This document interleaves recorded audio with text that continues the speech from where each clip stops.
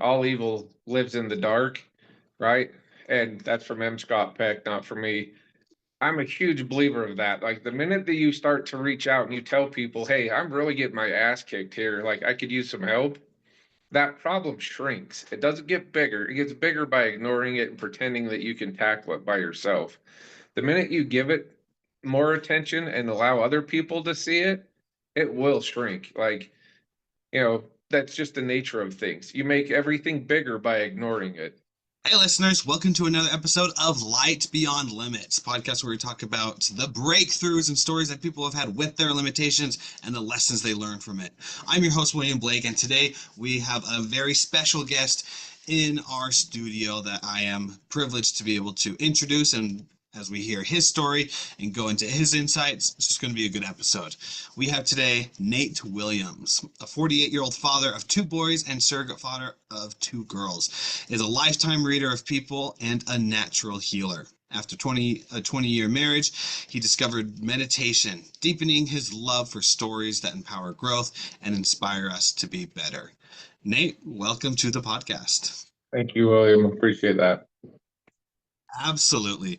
I am stoked for today because in the back room, we are starting to talk about some good topics, and goodness, we just had to hit record and start going. But first and foremost, my audience wants to hear from you.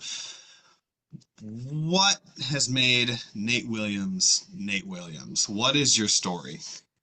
Um, I hope I find a deeper meaning for my story, but one of my main passions is about like self-improvement and learning from our mistakes. And even better than that is learning from watching people. So I told you a brief story about a close friend's father growing up. And I love that man. Like he was one of like really instrumental figures in my life. And I'll give you a little history to that one as well as when I was probably 12, a group of us were all hanging out, and he told us the joke that, why do women wear perfume and makeup? And none of us knew, and it's just not that funny. But he said it was because they're ugly and they smell bad. And even at 12, I remember thinking that was really sad that he thought that and that thought it was funny. And fast forward to like 16 or 17, and a big group of us were outside working on our trucks, and that man came out and was engaging with us again because being a father and trying to give us wisdom. uh the conversation shifted to women again, and to which the man told me, it's like, if you show me the most beautiful girl in the world, I'll show you a man that's sick of having sex with her. And that time I was completely struck by that, like being one of the ugliest comments I'd ever heard from anyone, let alone somebody that was married. And I remember always thinking he was always just on edge and a little anxious and kind of rough, especially when he was home. But when we got him outside hunting and shooting and just out of nature, he was a completely different person. So fast forward to that man's funeral, and I wasn't seeking for any knowledge or any further uh, insight into the man, but somebody came up and asked me if I knew how come he was always a little angry or upset, and I said no. And they told me about his wife having multiple affairs with his close friends growing up. And I knew some of those friends and didn't have any clue. He never told us anything like that, especially being his son's good friend.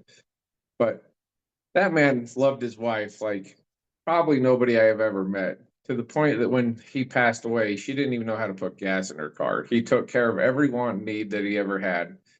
And the most beautiful girl in the world was his wife. All right. He loved her to death. And he just didn't know how to fix that damage that was done. Didn't know how to forgive her, didn't know how to forgive himself, but still absolutely loved her. And it really, that closure for me made a big difference. And I learned somewhere along my journey that don't seek to forgive somebody, but seek the understanding. The forgiveness will always be there. And I think that that would have been probably the most profound thing that he could have found a long time before, and had just an amazing relationship with his wife. Yeah, So that one shaped me big time. yeah. So for you, I can't even imagine how it shaped him and in his life. For you specifically, what are those specific things that changed from that experience? Um, that one's where I really learned if you seek forgiveness, or seek knowledge to understand, the forgiveness will always be there. So I don't think that, and some people aren't capable of giving you the knowledge, but I think that when you seek to understand somebody's behavior, you make it less about you and more about what drove the behavior, right? So for his entire life, I could only assume that he never asked why that behavior happened, just, internalized it as something against him. And from that, like that caused a massive rift between them that honestly I don't think was ever fixed, even though he loved her and they tried their entire relationship, it stayed the way that it was. And again, this is one of those things where everybody takes everything so personal, and somebody else's actions is no reflection of you, but a reflection of some sort of inner conflict they have. So, Yeah. yeah, uh, I learned a lot from that though, because he held on to the very end. He loved her like we talked all the time. Never told us what happened too, right? So he just, to me, that's kind of poison too, even though he wouldn't want to give it to us, but he held that poison instead of, using it where it belonged. Yeah, it's such a hard thing because you and I we connected at a speaking event, and one thing that we found common ground with was darkness. The word darkness specifically, Yeah. because darkness it could be the problem, the challenges, the obstacles that we face, but it could even be deeper on the emotional level and the psychological level of darkness. But on the flip side of that, we also resonate with the opposite of it, which is light. Like we don't want to stay in the darkness. We know the value of being in there and learning, being in a learning from it, but only for a little bit, only for a season. Because really, it's about moving forward. It's about changing. It's about going towards the light, whether it's a spark or a blazing fire. Um, Sometimes darkness is just hard to be in. Oh, so I don't think, maybe I told you, I'm not positive, but my mom's first husband committed suicide in the early 70s right in front of my mom. I can tell you that for 50 plus years, I've heard that story come out of my mom's mouth. And it's one of those things where she stayed in the dark her entire life. I've tried to show her meditation, I've tried to show her hot yoga, I've tried to push her into some healing modalities because there's a few things in her life that just absolutely broke her and she's never came back to life. And after X amount of time identifying as a victim and just, stuck in that, it's no longer, uh, how do you put this? It's becomes part of their psyche, right? She's just broken. She identifies as that permanently. So probably 20 years ago, after going through a divorce from my father and, having a lot of internal issues from her mother and, her first husband committing suicide and a bunch of other awful things, she put a 357 to her chest, pulled the trigger, and lived. Like, that was one of the craziest things I've ever heard. And I remember knowing that she would try to commit suicide like one day. And when I got the phone call that she had done that, I remember thinking, there's no way she'll survive. Like, I can't believe they're telling me that she's in the hospital in surgery. And on the flip side of that, from the minute she got home, which was crazy because she was on Medicaid and Medicare, it was 6 weeks from the time she shot herself till she was back in her house, which never should have happened. Uh, I won't say she was healed, but she was no longer suicidal. But yeah, it was wild to see that, something in that was enough to change her perception, at least enough that she's, she fights her fights, but she's not the same. Yeah. Yeah. Yeah, suicide's rough. Man, it affects everybody. You know this. It sounds like you've had it around yourself your entire life. Two of my closest friends. One was a cousin, and another one was a childhood friend that I grew up with. Within 1 week of each other, took their lives. And it was hard because I was at school at the time, at college. And I was just sitting there, and I got a text from my mom saying, "Hey, your cousin hung himself the other day." And then a week later, I was about the exact same place, and I was scrolling on Facebook, and lo and behold, I saw a post that my childhood friend took his life, and I'm like, "Gosh dang it! Are you kidding?" Not to like be like against them. It's like people care. People care about these individuals.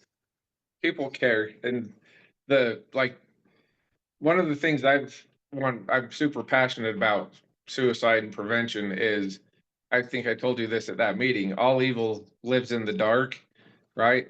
And that's from M. Scott Peck, not from me. I'm a huge believer of that. Like the minute that you start to reach out and you tell people, hey, I'm really getting my ass kicked here, like I could use some help, that problem shrinks. It doesn't get bigger. It gets bigger by ignoring it and pretending that you can tackle it by yourself. The minute you give it more attention and allow other people to see it, it will shrink. Like, that's just the nature of things. You make everything bigger by ignoring it, right? And I'm a huge proponent. Depression runs in me too, right? Like when I meditate and I eat and I work out hard, I keep that thing at bay. But those are my little deposits into my anti-depression thing. But when I don't eat right, when I don't meditate and I don't get to the gym, my mind drifts. And I can tell you that I've learned that because I've watched what didn't work for everyone else. And then I seek out advice from people that have been there and had success, and I've followed those same footsteps. So the only component that I think is different is when you really are in trouble, men go quiet. And if anybody has friends, especially this time of year, and they're males and they just kind of fall off, I say that's your call to action. When your friend falls away and you're not hearing from them, especially this time of year, you reach out. You'd say, "Hey, buddy, let's go hit the gym, right? Let's go to lunch. What's going on? What's in your mind?" And it's a call to action for anyone close to you. Is it just sending a text out, or communicating that if you Yeah, well, say that with a text is friend? okay, but I'm a huge fan of a conversation, right? Because you can't convey or you can't pick up on the tonality and their voice or anything else in a text, right? When you actually call somebody, you can hear what's going on. They can't hide from a call, right? Text like, sure, I'm fine, everything's good. Men don't tell you. You have to break that barrier. So, Yeah. and Hmm. get them out. Like when people aren't moving, they're stationary and stuck. They're in their home. They kind of just go hermit. You're gonna have to move them. Something that I can't remember who it's from, but it's if you want to change your mental state, change your physical state. Yep. If you want to get out of it, move your body. Yeah. Move. You have to physically move. Right? And there's something empowering about getting to the gym and finding out what you're capable of. Like I've had multiple every year. I usually try to do some dumb gym goals to make sure I don't get stagnant and that I push my abilities. And it's just empowering to see that your body can change and it changes your thought process too. So yeah, it's super empowering. So Yeah. I'm I'm a component or proponent of, especially when somebody's broken, like, you know what? Just get out and move. Doesn't have to, like, you don't have to be strong yet, but you have to get that body moving. And once you get moving, then you can try to get strong. And that's where I feel like your entire mentality will change when you feel strong. Do you know who Alex Ramosi is? I do know Alex and his wife. Yeah. Yeah, so one of the things Alex said was just like, if you're trying to start a new habit, like let's say you're trying to go to the gym, don't worry about the nitty-gritty stuff. Just show up for 6 months. Yep. Like just go to the gym for 6 months. Then Build once your you are foundation. consistent in that, then you can go off and do it. Yep. That's your foundation, right? You're not going to build anything crazy cool. It's the foundation of your house. You're going to build consistency. You're going to build mind muscle connection. And once you have that, then you can start loading up and, see what you're capable of. Absolutely. Yeah. So you said that you've always been like a healer in one way or another. What does being a healer mean to you? To me, it's the weirdest thing. And when I was a kid, I didn't know if I really liked it or if I appreciated it. But people would just friends, friends of friends, strangers, I don't know, just even anywhere in public, people would come up within minutes of meeting them and tell me their entire life stories and typically gravitating towards the bad. And as I got older, I realized that they feel like I'm a safe place and they needed to get rid of something or give it away. And so I've leaned into that as an adult, not nearly thinking, like when I was a kid that that was just awkward and weird. But as an adult, it's a gift I can give somebody that I really appreciate now. So one of those is I had an employee that was supposed to take materials for some other employees at one point to a job. I couldn't get a hold of him, so I had to go to the house and get my work truck and deliver materials myself. And within 5 minutes of being there, his mom told me about being raped and molested almost an entire childhood by family members. And she broke down in tears, just told me all sorts of horrible things. And I remember just being completely shocked at the situation. And later, as I left, I'm like, you know what? She obviously needed to get that off her chest. And like from that point on, we had a really close bond because she chose to tell me and get that off her chest, let it out. So stories like that have been so close to me almost my entire life that I'm like, as for as long as I can really remember, situations like that have came up very frequently. So something in my energetic field tells people I'm a safe place. I love that. That's not something that just comes naturally to people. It's something that is innate within you, which shows a lot about who you are. Because a lot of the times it's either you're born with it, which I think is more rare than you learn yourself into it, whether it's you've had to go through your own darkness to come out the other end and break through on the other side, or actually put yourself in there and being like, I need to do this so I can help other people. A true hero's journey. Absolutely Yeah. resembles you, Nate. Yeah. Well, that was one that I never asked for. And like, I just, for whatever reason, it's naturally came to me. And yeah, I'm learning to lean into it now, but Good. took a long time. Yeah, that's good. So Yeah. you seem like you love empowering stories. That's Yeah.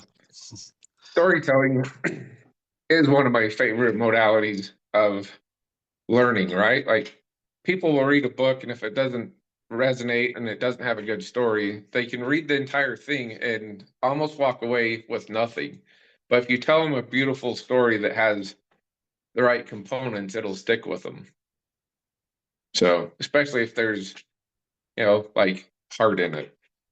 Yeah. So, yeah, Is there one story, whether it's like a book, a movie, or your own personal experience that just deeply influenced your life? the ones I told you, and I'll tell you another one about employees. And I have two employees that were doing a job for me in Provo, and they had drug problems, and we're on a really clean job site, especially when I would show up and help them. And I will say that they kept stealing my drill and pawning it, probably for drugs, because it's not disappearing. And I probably had bought 3 or 4 drills for just that one job site. And I was going to a pawn shop in Springville to replace them because that's probably where they pawned it, 'cause they always had one. And I was pretty upset. I've known the one guy for 15 or 20 years, and I was driving down there to get another drill and was highly agitated, right? So I walked in, and there was this young mom in front of me in the pawn shop that was really well put together, dressed nice, permed hair. She had 2 kids with her, a young boy, probably 5, and like a 7 or 8 year old little girl that had permed hair. Just beautiful. All of them were dressed really nice. And I overheard the conversation in the pawn shop that she was just trying to pawn a DVD player for like $10, and the pawnbroker kept telling her, you know, they're only like 20 bucks at Home Depot or Walmart or whatever, blah, blah, blah. We don't even buy them anymore. So I went about my business, bought my drill behind her. And as she was walking out, her daughter looked at me with like these really big blue eyes, like they needed help. And so I finished my deal, and I knew I always kept a fairly significant amount of money in my armrest of my truck. So paid for my stuff, and they walked out before me. So I was like, I got to scoot if I want to help them. Got out to my truck, opened my armrest, grabbed some money out of my armrest, and I'm at that point, I'm like, if I approach them in the parking lot, I'm gonna feel like a complete, you know, creep or whatever. But I realized as I was grabbing the money, they were pulling out of the parking lot. So I went over to the door and just told her, I said, hey, I've got some money. I don't, don't need it, and I'd like to help. And anyway, I gave her probably a 50. I don't remember what it was, but just, had a few $1,000s in my armrest because I always kept a fairly significant amount. She started crying, jumped out, gave me a hug, almost had a complete breakdown. And when I left, I remember knowing my employees taking that drill put me right where I was supposed to be.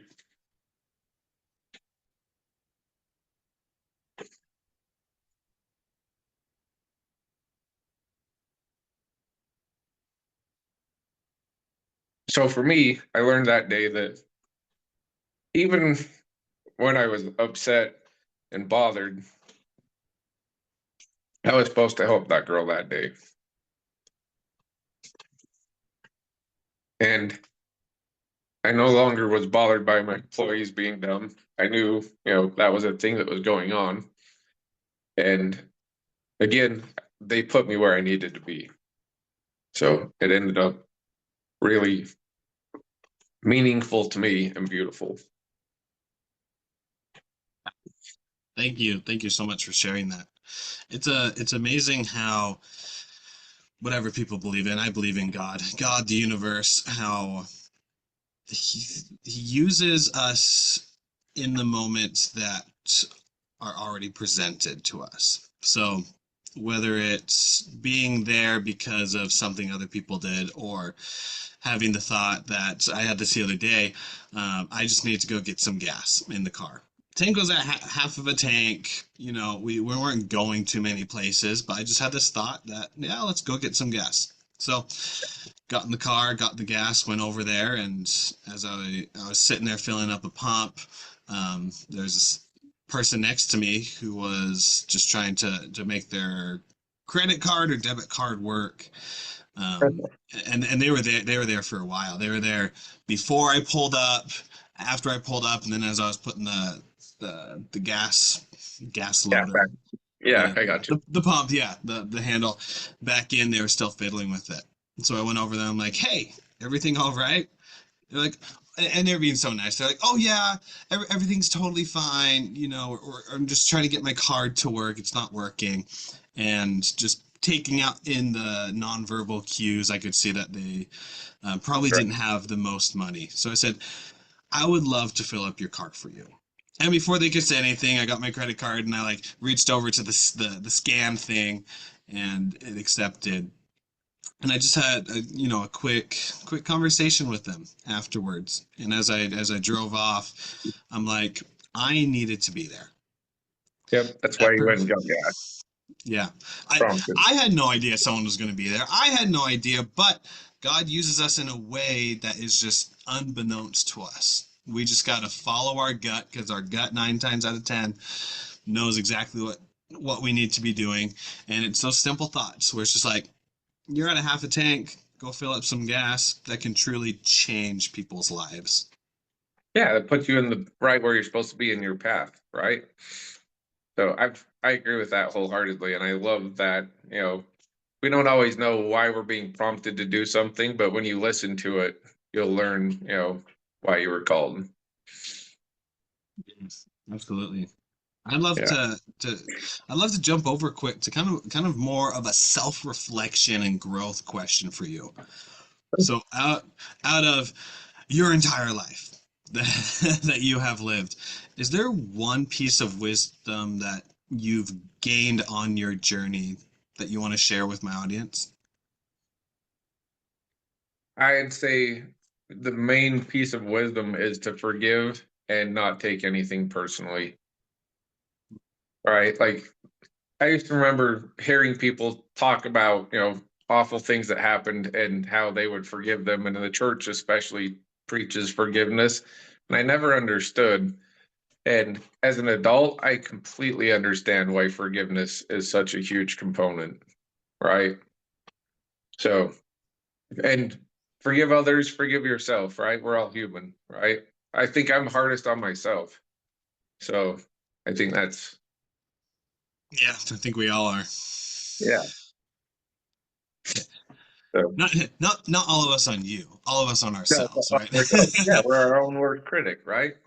You can Yeah. beat yourself into just, submission with all the things you didn't do right, even if you've got a pile of evidence that's the other way. It's So, true. Yeah, and yeah, especially as we get towards the end of this year. Goodness gracious, 2025 is in just a couple days.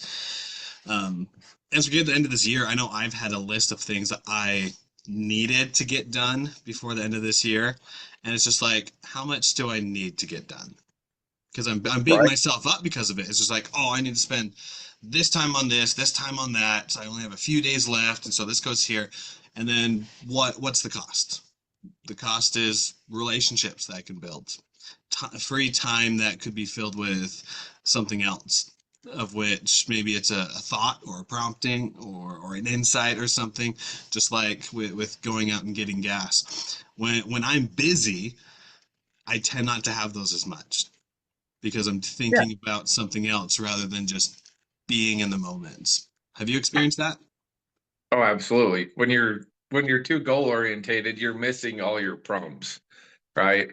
That was for the longest time. I was just a grinded out work, business person, and I missed so much with my boys growing up when I was first a dad. And yeah, now I like to be so much slower and more deliberate with my choices to where I can, you know, like that, be more in the moment and listen to my intuition and not just grind, grind, grind. Yeah. So How, yeah. how has being a father to your boys and a surrogate father to your two girls shaped you today? Um, my boys, so they came after I raised my nieces when I was 26 and the state took my nieces from my oldest sister. Had no kids, had no intentions of ever having kids at that age. And when the girls came in and lived with us, when we raised them till they moved out and were adults, that's when I realized I'm like, oh, I don't think I'm done being a dad. That was fun. And so my boys came after that. And again, another blessing in disguise, right? Like I thought for sure I would take the girls and my sister would, come back and get her kids quickly. And Joe was 11 and I raised her for 7 years till she moved out, till she was an adult. And yeah, that completely changed the way I looked at, parenting and being a parent and even wanting kids because my boys came from that decision. So Hmm. yeah. What's uh what's a lesson what's another lesson you've learned from your kids that you carry with you every day? Um, I'll give you a lesson in my marriage that came from my kids. Please. Because I was married and it was just us for so long, we focused on us so much and it was so easy to just, kind of almost be self-absorbed because there was no other source. And when we took the girls, it was like you had to be selfless. I ended up taking at least 1 to 2 days of work off every week to do everything I needed for the girls. And my ex-wife and I, previous to that, were fighting quite a bit. And then when the girls came in, we just quit fighting. It was like, you know what, we have something outside of us to focus on and be better for.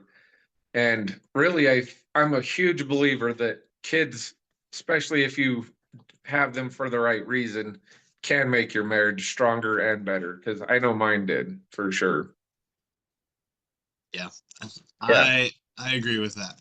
Having kids puts more perspective on it. because you have less time, so you learn that priorities matter. And you don't have that fluff of time to be able to do what you want. Um, Yeah, you have to serve your children, right? Like, so this summer, my oldest son raced motocross, and so even this summer, I have him every Wednesday. I take Wednesday off, and then his motocross race was Friday, so I would take Wednesday off, and then I couldn't really work Friday because I had to pick him up at 11. So 2 days a week, I was working again and just spending time with my boys. And I've loved the freedom that my work let me, spend with my kids without having to jockey too much stuff around. And yeah, I just learned to, budget better and take better jobs so that I could do that and have that freedom. And yeah, I love watching my kids learn from me. Like my youngest son's 9 and he'll meditate with me. Both of them will go to the gym with me now. And yeah, just kind of being able to instill values that I wish I would have had at their age in those boys. So that's really cool. My oldest is five, almost 5, and so every time she sits down to meditate with me, it's like 5 seconds. We'll do deep breathing, and then she's off doing something else. yeah, So probably not with kids, but like, what advice would you give someone who's just starting meditation? this is an interesting one because I think with me, my meditation came with a lot of unresolved trauma stuff. So I cried a lot the first 6 months that I meditated. I think a lot of stuff from childhood that I suppressed and just a lot of other things. And I've got a lot of other people into meditation and seen that they cry a lot and they work through those emotions. So I think that so many people start on that journey and get afraid to confront what's there. And I just want to tell everyone the only way through it or out of it is through it, right? It's not a monster, it's yours to tame. And it's the price you're going to have to pay is some tears and confronting some stuff and, sit in it so that you can process through it. And on the tail end of that, it's beautiful. Mm, I Yeah. love that. Nate, I thank you for being on. Thank you for being on today. For my audience, where can we find you? Where can we connect with you? Where is a place that my audience can find you on the web? Um, I have a Instagram page and TikTok. So both those, and I will be posting more in both of those in January. So I want to tell a few more stories in those places about suicide, depression. Uh, there's a lot of stuff that's happened that we didn't touch base on. And I just want to empower people to let it out, to reach out. And the ones that aren't suffering, I want to let them know how they can spot it so that, like, those people that are suffering that won't ask for help, you can reach out yourself, right? Like, be that person that's subservient and goes, you know what? I know this person has seasonal affective disorder and I haven't heard from them in a couple of weeks. So I'm going to be the proactive one. Yeah. Yeah. Yeah, please share those on there. And for my audience, all those links will be in the description, so you'll be able to find Nate that way. I Um, appreciate that. Nate, as we wrap up, something I like to do for the very last part of it is what I call the final question.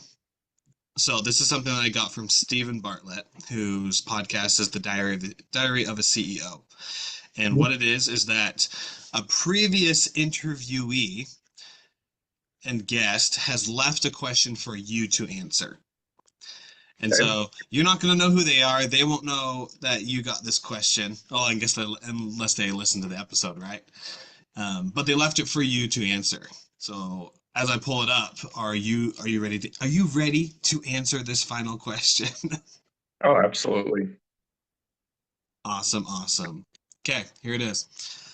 What are 3 things you can do to make your life better?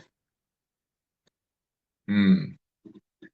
I like that. I think know your core values, right? So I can tell you that I've struggled with living my core values this year. And as a man lives outside of their core values, chaos ensues because you're not, it's like being outside of a will, right? The further you are from your core values, the more just chaotic it's going to be. And I've always known my entire life I'm built to be monogamous, and that's why I was married for 20 years. I I thrive in long-term committed relationships. And this year I was in a relationship where I was committed, but I also knew the girl was telling me she was committed, but she was not. And so it was wildly outside of my core values. And the chaos that ensued from that was horrible for me. So I think that, all men need to know what your core values are and never compromise them. So, That's a good one. yeah. So write them down, learn them, and make sure that you're accountable to staying to those. I love that. Stick Yeah. with your core values.